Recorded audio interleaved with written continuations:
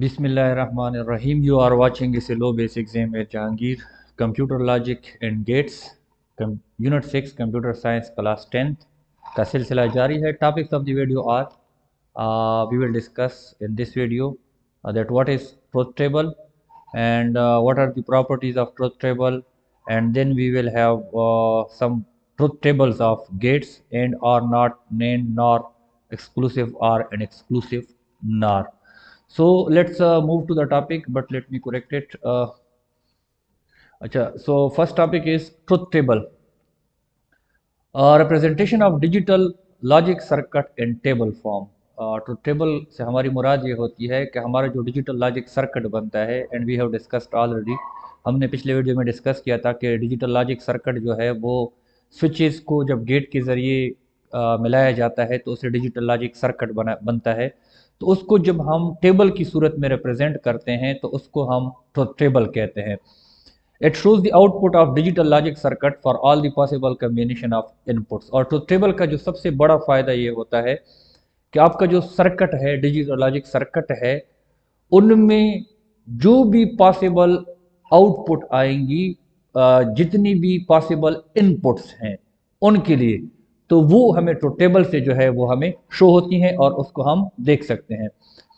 अच्छा, सो इसके बाद हमारे पास प्रॉपर्टीज़ ऑफ ट्रुथ टेबल हैं. ट्रुथ टेबल जब हम बनाते हैं तो उनमें कुछ चीज़ों का हम बहुत ज़्यादा हमें ख्याल रखना होगा कि सबसे पहली बात तो ये है कि कुछ पॉइंट्स हैं कि it consist of rose and columns. जब हम टेबल बनाएंगे तो वो in the form of columns and in the form of रोज होगा.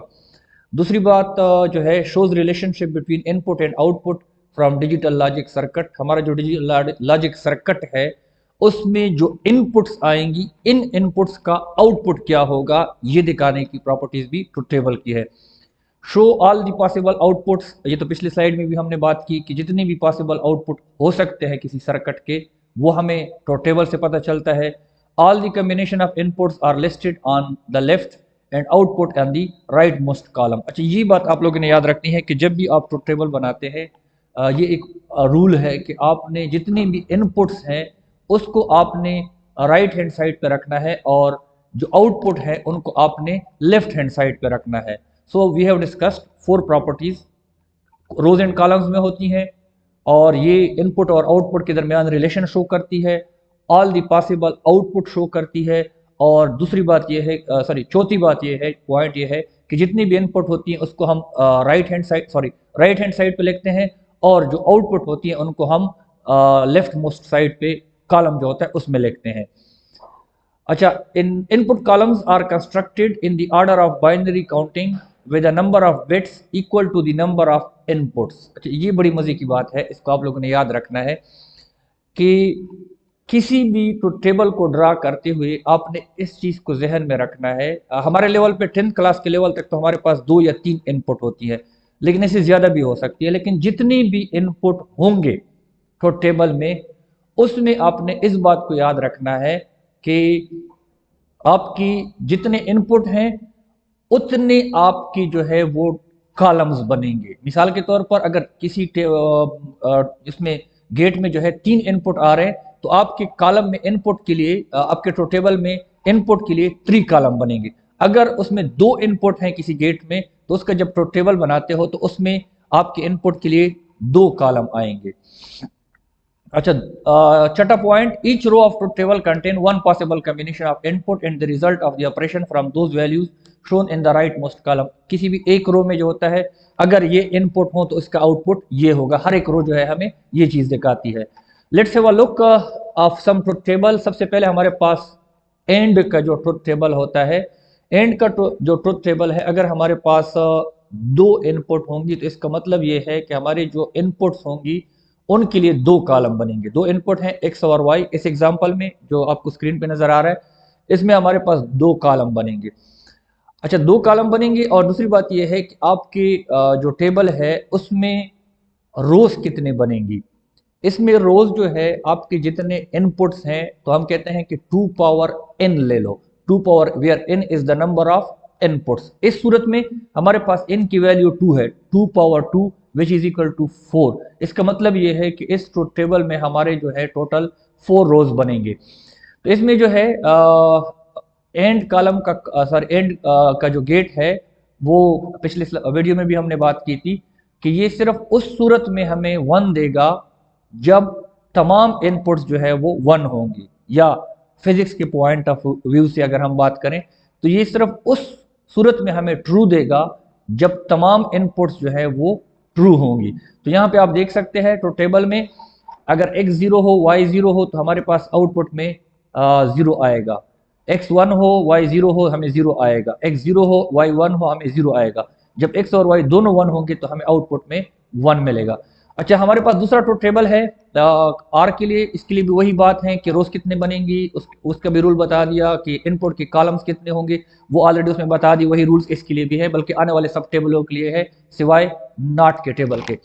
अच्छा, उसमें हम इसमें भी आर के बारे में हमने पढ़ा था कि गेट के बारे में हमने पढ़ा था कि अगर इसमें एक भी इनपुट, एटलीस्ट एक भी इनपुट जो है वो 1 हो तो हमें आउटपुट में 1 मिलेगा। या दूसरे अल्फाज में हमने ये कहा था कि जब तमाम इनपुट जो है वो 0 होंगे तो हमें 0 मिलेगा, बाकी हर सूरत में हमें 1 मिलेगा। तो इसमें आप देख सकते हैं आर के ट्रुथ टेबल में पहले रो में जो है हमारे पास 0 0 है तो हमारे पास 0 है, बाकी सब में 1 है तो हमारे पास आउटपुट में भी 1 नजर आता है। उसके बाद truth table for not gate. अच्छा, नॉट गेट जो होता है इसमें सिंगल इनपुट होता है और सिंगल आउटपुट होता है, तो इसका मतलब ये है कि हमारे पास जो इनपुट का कॉलम होगा वो सिर्फ 1 होगा। अच्छा, अगर इसमें रोज कितने बनेंगी, जिस तरह शुरू में मैंने बताया कि 2 पावर n, यहाँ पे एक इनपुट है तो 2 पावर 1 इज इक्वल टू 2, तो इसका मतलब यह है कि यहाँ पे हमारे पास सिर्फ 2 रोज बनेंगे। तो इसको आप देख सकते हैं और इसके बारे में हमने पढ़ा भी है कि नॉट जो है वो उल्टा करता है। तो हमारे पास x की वैल्यू जब 0 हो तो नॉट गेट इसको 1 कर देता है, जब 1 हो तो उसको 0 कर देता है। अच्छा, उसके बाद हमारे पास नेंड गेट है जिसके बारे में हमने कहा था कि it is also called is not of and gate. मतलब ये है, या हमने ये भी कहा था कि it is the combination of and with not gate.